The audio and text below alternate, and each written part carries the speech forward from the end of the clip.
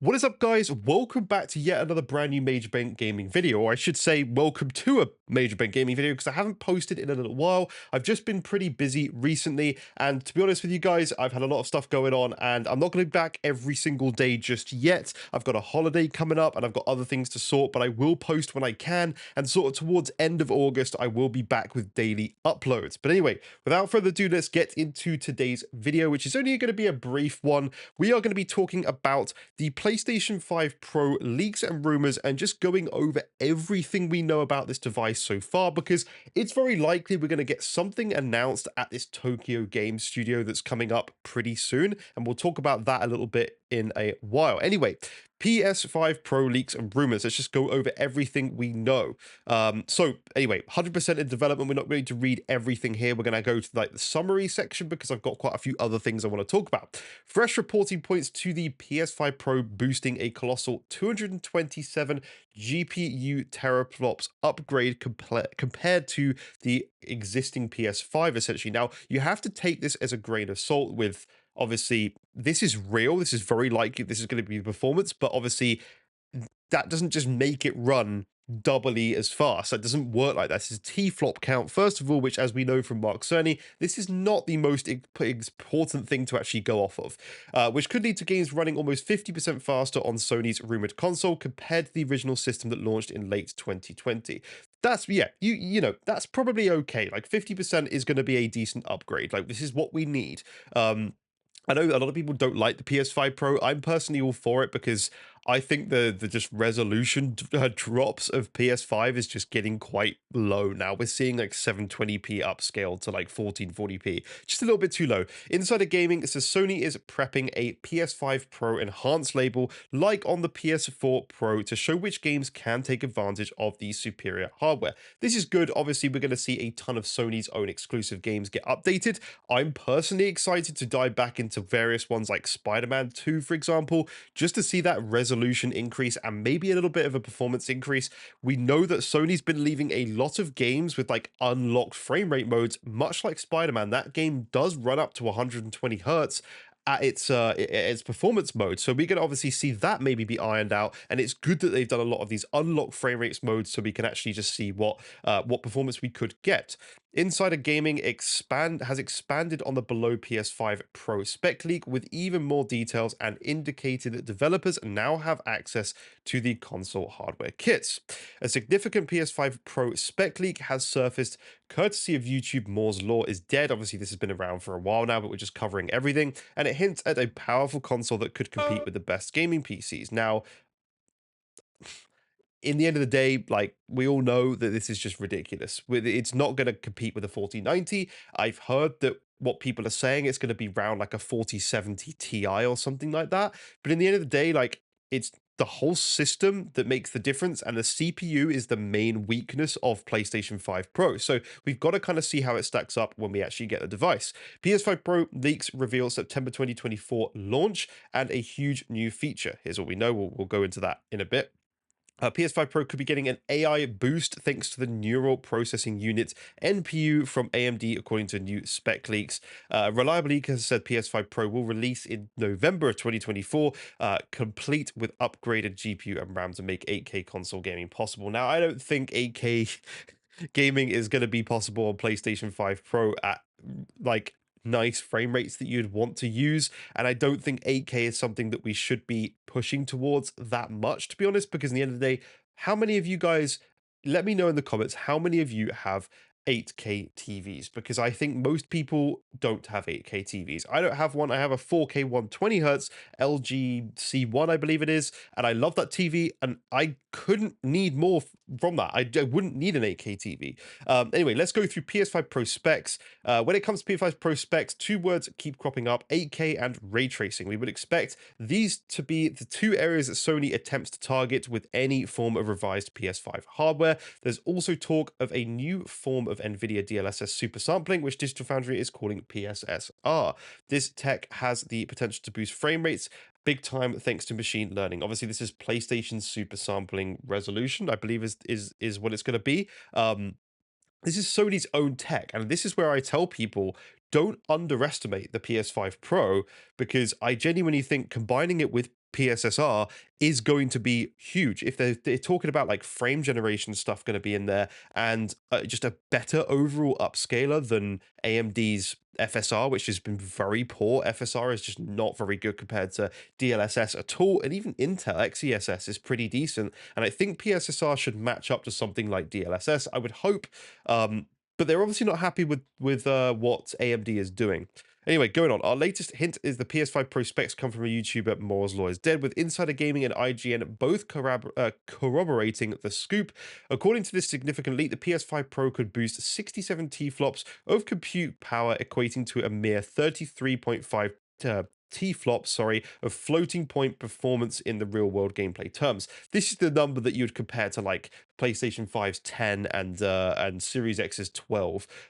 Now, as we know, as Mark Sony said, T-flop count is not everything, and we've seen that with PlayStation 5 versus Series X, that T-flops do not always matter. There's been many games that PlayStation 5 has outperformed the 12 T-flop Series X on, and this is generally what Digital Foundry are guessing, is that it's just plainly due to the fact that everything is just faster in PlayStation 5. Less CUs, but their faster clock speeds can often be very, very good compared to the Series X's more CUs but slower clock speeds. So this is what at least is being speculated at the moment. So take that with a grain of salt. T-flops is not everything, but obviously 33 compared to 10 is going to be a significant increase, especially in something like ray tracing performance. To put that in perspective, the PS5 has just 10.28, so in plain English, that would be a massive technical leap and would allow the PS5 Pro to compete with even top level gaming PCs. These rumored specs would be worthy of the Pro name. Insider Gaming has expanded on Moore's original story by providing further PS5 Pro spec details. The source suggests that PS5 Pro will get a big boost to system memory performance, leaping from the 448 gigabytes per second of memory on the base PS5 up to 576 gigabytes per second, which is insanely fast. It's already fast, and now it's lightning fast. The same report claims the design of PS5 Pro CUs will be identical to the OG PS5, but the new PlayStation console will have a high CPU frequency mode that ramps up the CPU's clock speeds to 3.5 GHz. This would give the Pro's processor a 10% clock boost over the standard PlayStation 5, which is pretty significant. It's not the biggest upgrade. I think people would rather have more, but at the end of the day, this isn't a whole next gen console. This is just a minor upgrade and a pro version. Other rumor specs that come by way of Insider Gaming include audio improvements as much as 35% uptick to the console's audio compression manager, 45% faster rendering speed, and a huge boost to ray tracing performance. While this all sounds exciting, to be sure to note it's still an unconfirmed rumor. That's what I think Sony is going to focus on, ray tracing performance. And Mark Cerny recently did an interview saying he did not expect the 60 FPS to be such a default thing that people are wanting this generation. So he was kind of shocked by that. And I do hope that that's changed his tone. And I hope that this is going to sort of make him push for 60 FPS even more on the PS5 Pro. Not that he develops the games, obviously, but obviously make the hardware push, because these aren't fully confirmed. I'm hoping he's going to push to make sure that the PS5 Pro is a piece of kit that can pretty much always run 60 FPS, and I hope that includes GTA 5 with, GTA 6 with things like PSSR. I'm hoping that this thing can push. I mean, we're saying here, we'd love to see PS5 Pro build even further on this element of a player's choice. We don't expect a Pro console to be capable of running the best PS5 games at 8K 120 FPS with full ray tracing enabled, but instead players must be able to individually choose which elements are most important to them. For example, I would like to see the performance mode in the current Spider-Man 2 game become an ultra performance when that's, I can't remember the resolution, but rather than it being between 60 and 120, I want that to be a locked 120. I would like what is the quality mode, which is 30 FPS on PS5 for Spider-Man 2. I would like that to be 60 FPS. Whether they have to use PSSR, great, fine, no problem. But make that 60 FPS. And with the ray tracing stuff as well, that's going to be a really nice boost. And then maybe an 8K 30 mode if PlayStation really want to push that. They are talking about this being an 8K machine. They're going to have to show some games running at 8K. They're going to have to do something, whether it's upscaled or not. There's other talk about the controller, but really hardware-wise, that's pretty much all we know at this time.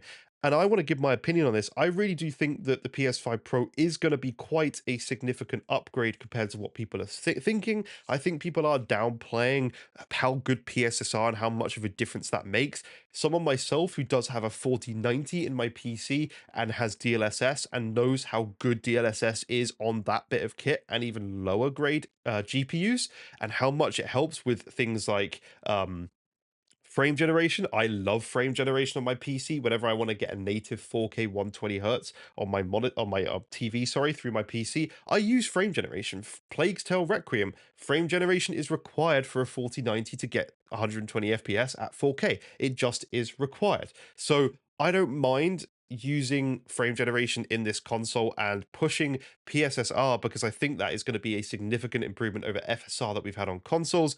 I'm excited for this device. I'm looking forward to seeing what it's going to bring to console gaming, because I really do think this could be a really decent upgrade for console players who have decent TVs. I think if you're in a position where you can afford this and you've got a good TV already, I think absolutely go for it. If you obviously financially are not wanting to spend the same amount of money or more again on a upgrade, then don't, obviously. If you're kind of umming and ahhing whether to buy a PlayStation 5 right now, and you're thinking, well, I kind of want to get right, I'm really flipping tired, guys. And you're thinking you want to get a PS5, but you're not sure whether to wait.